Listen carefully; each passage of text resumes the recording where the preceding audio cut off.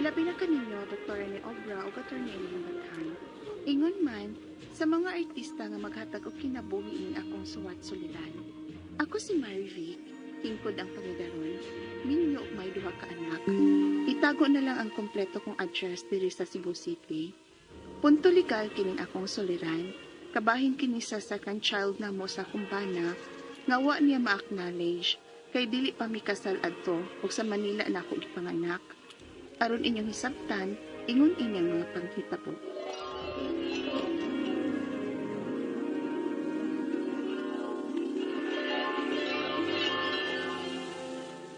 Kumusta naman ang amahan sa imong anak, ha, Maribek? Ha? Nagkita-kita pa mo? Gipasidanaan ba yata mo, ha? Nga dili o na makita-kita samtang wa pa mo makasal. Kay basig, masunda nagprimero o wa pa mo makasal. Dito man nangod na akong imong gisulti, ma. Nga dili una mi magkita ni Clark samtang uwa pa mi makasal. Maayo. Kaya wasag ko makauyon ato niya, eh. Kaya kung naghuna-huna pa siya sa imong ugma o sa inyong umaabot nga anak, wa unta mo magpaturagas. Nagpugong sa gidunta mo aron maayong pagkaplano ang inyong ugma. Dili kay nakaanak mong daan sa wa pa mo makasal. Kaya, naguna-una baya mo. Ma, mahingo ba kulungan ako ni mo anang mga istoryahan? Balik-balik naman na, ma. Ay, maay na balik-balikon. Aron gid mo magmatgon. Naglagot baya ko nimo, ha? Nagipapirma gid nimo sa live birth sa bata ang amahan nana. Amahan man siya. Iya man yun ang anak. Wa lagi ko makauyo na itong lalaki, ha? Suporta lang ang apasaad tong tawhana. Ma.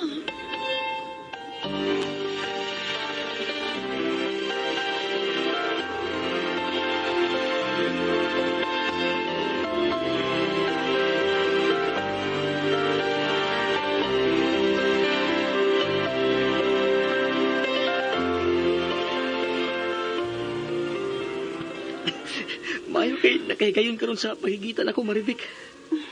Tungkol kay importante kayo, Clark. Clark, Oh, delayed ko. ha? Mabdos na sa tingali ko. Kung mao, magduha na itong anak. Kapawa ramang ka, uy. Si Mama taon ani. Marivic, tayo mo ba nga? Milit na to idepende kang mama ni mo atong ugma. Dagko naman ta. Gusto ta sa edad. Kung may anak na sad ta, kung magduha na gani. Marivic, mo desisyon na taga-ato eh. Unsaon? Pa-check up ta. Araw mag-araw na to kung magdos magid ka. Kung positive gani, dili ta kini ipahibaw sa iyong mama. Ug adto ka sa Manila manganak, si kaduhan tong anak. Unsa?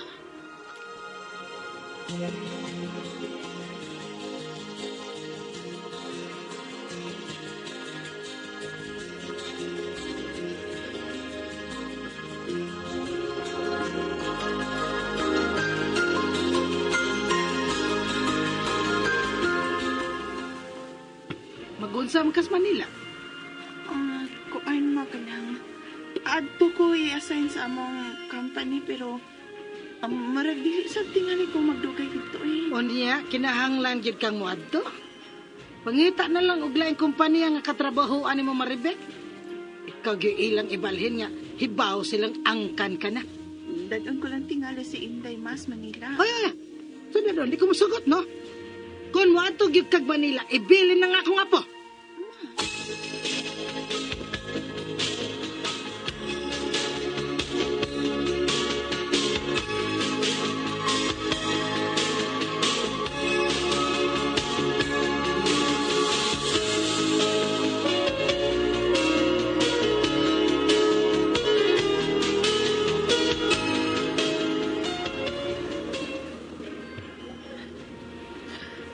Huwag yun na tumada si Inday, Clark. Uy, igo na. May panahon na alang anak, Marivic. Sa mga karon, mas importante ang imong pagpanganak sa ikaduha ng anak. Total, sigurado man ta nga, panggaon yun sa imong mama nga itong unang anak. Nga nang dili man magkasabot o magkadawat si Mama ni mo. Nga naman, Clark.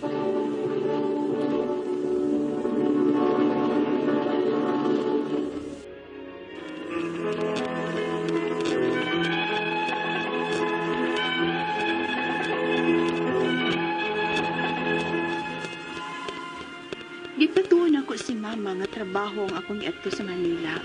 Apan, gisiguro lang ni Clark nga sama sa una namong anak, makapirma siya nga siyang amahan sa among mga anak.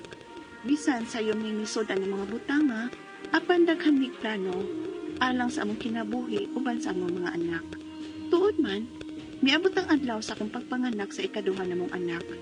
Sa Manila gid ko manganak. Unya,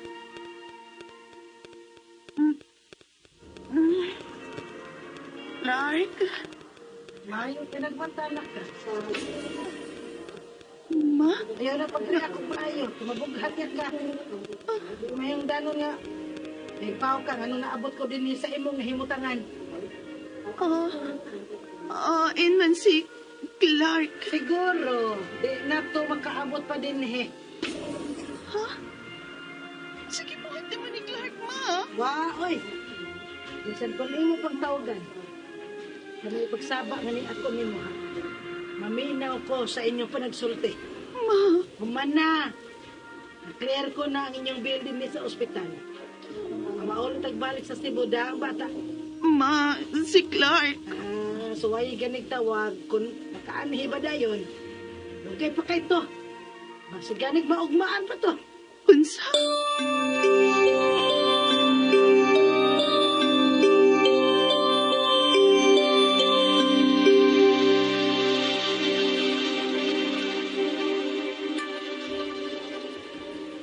Dyan na.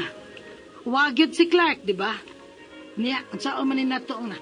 Kinahanglan naman ito mo check out din So, kung na magbuot. Ibutang nga anon ang amahan diya sa live birth sa bata. Maayaw, ma. Nga nung i-unknown man ni mo nga na may amahan ng akong anak, O ma. asa man lagi siya. May nalanganan ka lagi. Boy, ang sulti, pagtawag na ako. Pailad ka man gihapon na tutawhan na maribik. Di na to mo balik. Pirmahin na lang ng live birth sa bata aron makagawas na ta din sa ospital.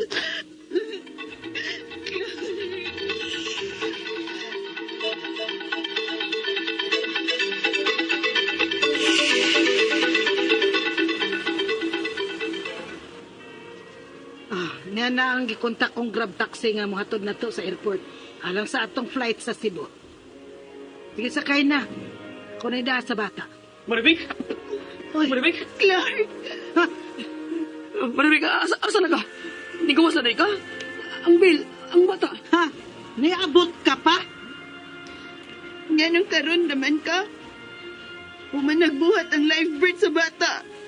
Ug na-endorse na sa ospital. Unsa?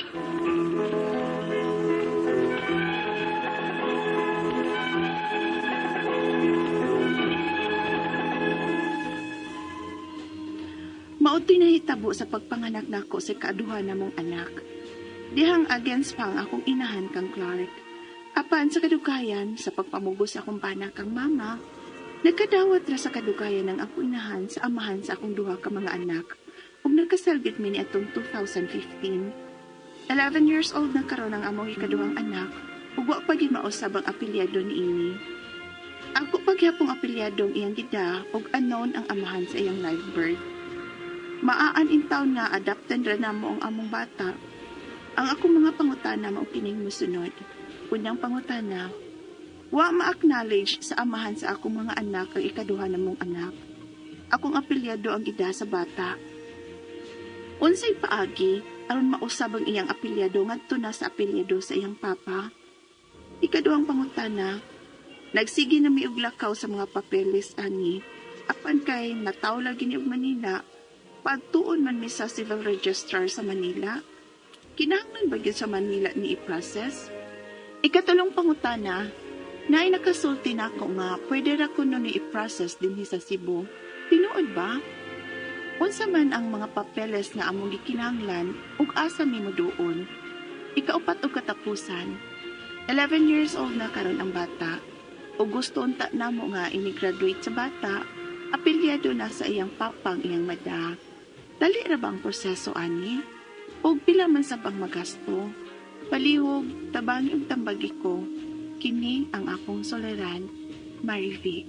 Mayong adlaw mga suking tigpaminaw kini si Attorney Elaine Bathan og ako ang muhatag ninyo og tambag tubag solusyon kalinawan sa inyong mga pangutana, mga problema na may punto legal, personal, mga emotional nato nga mga problema nato sa ato ang kapikas, kabanay, ato ang better half, sa ato ang mga silingan, sa ato mga kaila, higala, hinigugma, agoy, kinsa may mga na-sin zone din ha, nga wa na ang nakasakit ang gi-black Vic kaway-kaway din ha, clap hands mga guys, ana lang yun no, sige lang good da ay unhanay manig black usahay good maglago ta ganong wakta ka naka-black o go na no pasag lang good pa tanaw-tanawa lang niya na usay awa yan black ra ka ana kay para makakita ri gihapon siya sa imuhang profile mahitabogan na ikaw na say black puli-puli lang ning life guys anaon lang nato no bitaw siaw-siaw ra ning ato tiaw-tiaw kay ana man gyud ang kinabuhi no don't wait the time will never be just right tinuod no always no